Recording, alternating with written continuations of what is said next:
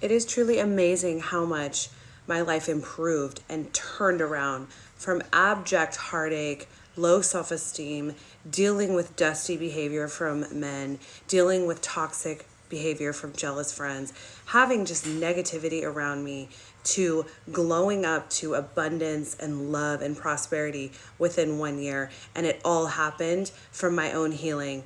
I was the creator of this new life, and I would love to take you through this last year so that you can see that it is so doable for you. This was me a little over a year ago, just crying my eyes out. I had been discarded for about the 10th time from a narcissistic, extremely emotionally immature man who used breaking up with me as a way to garner control over me and as a way to keep me hooked on him. I was in a trauma bond because of the intermittent reinforcement. And towards the end of the relationship, I had started to turn towards myself. I had started to realize that this was very poor behavior, that I deserved more. And although the people around me were convincing me that I should stay in this relationship because they themselves were in poor relationships and didn't like the mirror back that my standing up for myself was to them, I all by myself started to realize that I didn't want to take this anymore. And I started to take steps to improve and to grow and to heal. What I did was I started to meditate. I started to take long walks. I started to look around and be grateful for all the things that I had. And this was in the middle of the trauma bond. This was in the middle of consistent breakups and then love bombing and then discarding and then love bombing. But I still managed to hold on to a semblance of myself through these small little modalities of healing. I also started to read books about how to heal the inner child in me that was hurt, that had been abandoned, and that had learned that somebody showing inconsistent love was actually normal and it was actually home and comfortable to me. I started to learn about why I consistently tolerated bad behavior, not just from men I was dating, but from friendships and from family relationships as well. I started to learn about these things. So in the middle of my trauma bond, I did not have enough strength to leave, but I did have enough strength to start to pour into myself. And that led to my breakup being the most transformative point in my life.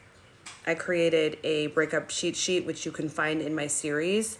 But during this time, it was such a potent time of growth and reflection. And I healed and I leveled up in that time.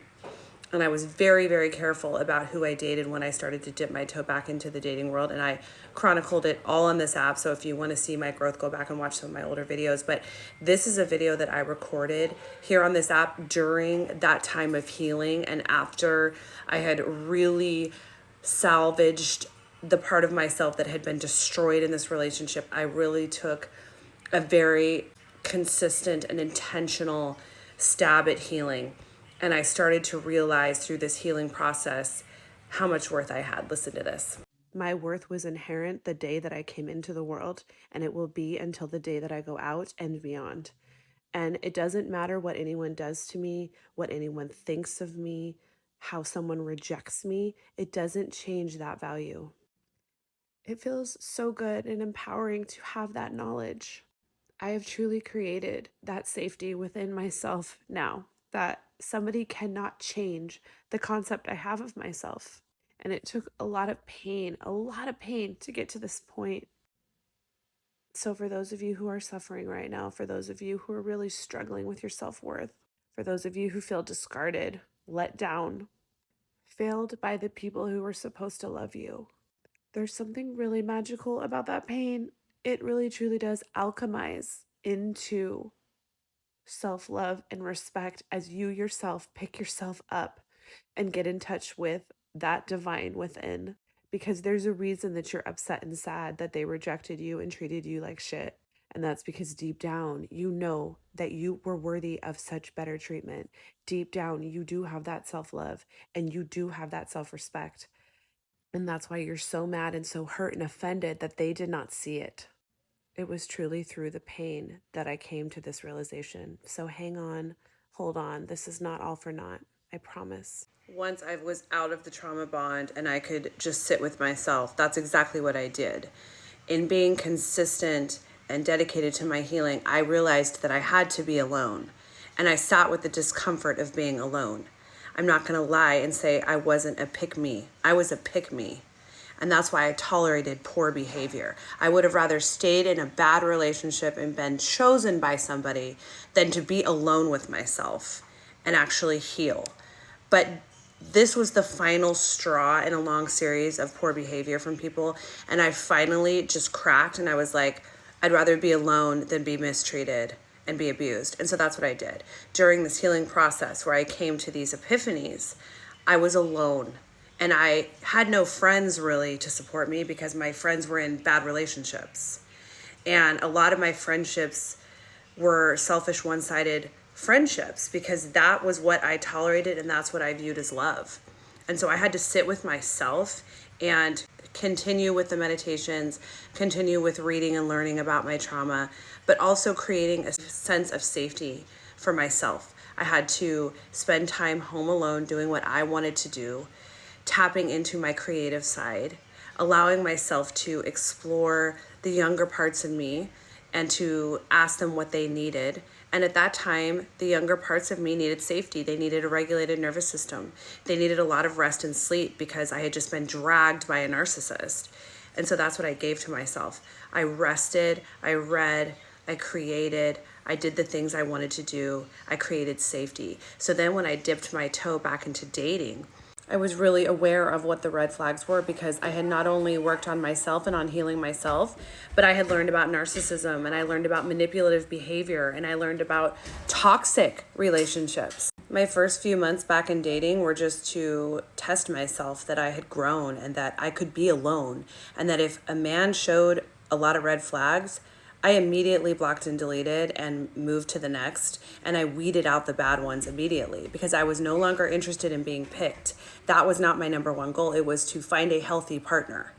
And after a few dates with some toxic dudes and some red flag dudes, I went out on a date with my current soulmate. And this was the video that I recorded the night I got home from that first date.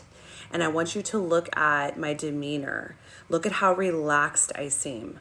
Look at how happy I seem. Look at how content I am. And that's because I had done the healing work and I had been alone. And so when I met him, his energy matched that already safe, peaceful energy that I had cultivated within. And I felt good about it. And it was not butterflies, and it was not a dysregulated nervous system. It wasn't chemistry or excitement. It was peace and a regulated nervous system. So I wanted to report on my date. I'm so tired because the date lasted very long. Into the night, we stayed up talking the majority of the night, and we went to dinner, and I felt so comfortable with this man. It was very uncanny. I'm definitely not used to that. We had such great conversation. We had moments where we just weren't talking, and this was a first date, and we both just kind of reflected that that was weird for us to just already feel so comfortable with each other. Then as we were crossing the street to go back to his car after dinner, he kissed me on the corner at the light, and it was really sweet and felt really good. And then from that point on, the date just kind of took a turn, and we started to reflect on the energy that was present between us and just kind of acknowledge it. And we both are feeling really, really good and really, really positive in each other's presence. And that for us is a really good sign for both of us. And so we are going to continue dating. It's really weird. I did not at all expect that. I knew that I liked him because we had had some phone conversations over the week, but I just never expected to have that kind of an experience. And I'm really, really excited for what the future holds. So I will keep you posted.